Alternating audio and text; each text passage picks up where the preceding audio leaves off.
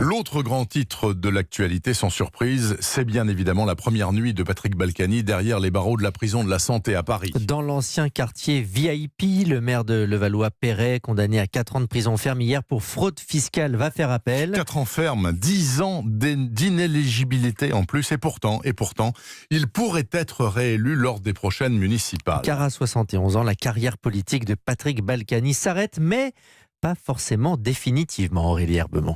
Je m'en fiche de ce qu'on dit, je suis aimé des Levalloisiens. Voilà ce qu'avait lancé Patrick Balkany au conseil municipal juste après son procès. Levallois, la ville qu'il a élue et réélue maire quasiment sans discontinuer depuis 1983. Année où avec son épouse Isabelle, la stratège du couple, il fait basculer à droite la ville communiste pendant que son ami Nicolas Sarkozy devient maire de Neuilly.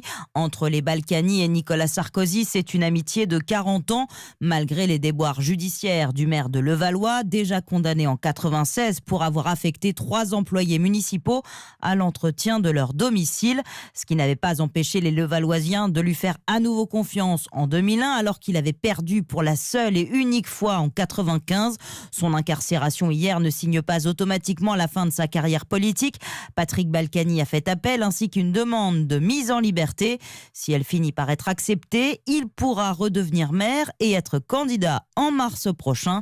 En attendant, c'est son épouse qui assure l'intérim. Aurélie Herbemont et Isabelle Balkany qui sera sur un marché ce matin dans sa ville de Levallois-Perret.